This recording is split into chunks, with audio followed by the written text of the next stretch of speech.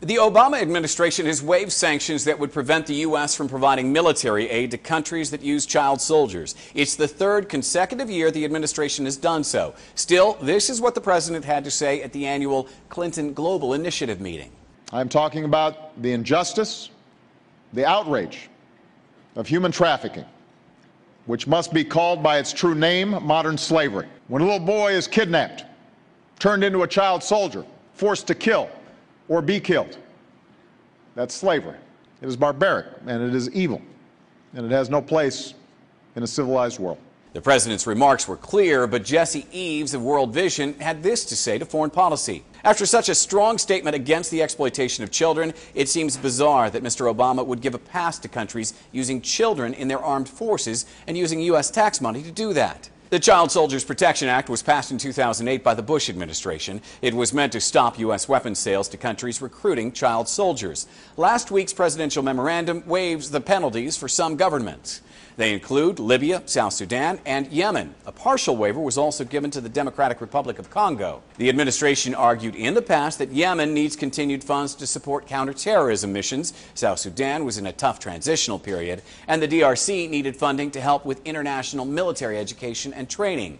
But Congressman Jeff Fortenberry is still unhappy with the waivers. The United States must not be complicit in this practice. The intent of the law is clear. The waiver authority should be used as a mechanism for reform, not as a way of continuing the status quo. A writer for American Thinker wonders where the media coverage has been. What would be the media's reaction if Mr. Obama were to grant a waiver for certain countries that support human trafficking? Are there any executive orders or memorandums signed by our president outrageous enough to warrant a negative reaction from the mainstream media? UNICEF estimates that about 300,000 children under the age of 18 are involved in conflicts worldwide. You can find a link to the current presidential memorandum in the transcript section of this story. I'm Jim Flink for Newsy.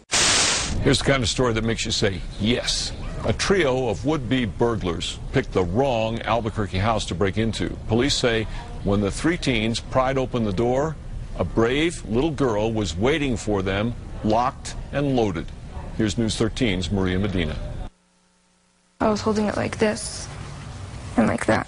11-year-old Alyssa Gutierrez took matters into her own hands yesterday when three burglars broke into her home. I was planning if they came right next to me, I would shoot them. But Gutierrez never got the chance. Police say she spooked Miguel Marquez, Eduardo Zupiate, and Jesus Quintana. My heart kept on pounding and pounding. Gutierrez says minutes after her cousin Zachary left her home alone to run a quick errand, she heard the back door rattle. I thought it was Zachary playing a joke on me, so I just turned the TV louder and ignored it. The burglars pried open the door using a crowbar, but they had no idea that someone was home. It slid. Gutierrez says hiding didn't do any good. The masked intruders who stood just a few feet away saw her. They had a rifle, so I was thinking, what should I do? What if they shoot me? That's when she made a beeline for her mother's room. And I ran back in my mom's room and grabbed her little pink rifle, and there was 2 bullets in there. With a loaded rifle, Gutierrez says she checked the rooms in her home, ready to defend herself. It's a one-shot bullet, so. While Gutierrez protected her home, she had no idea the suspects had jumped the fence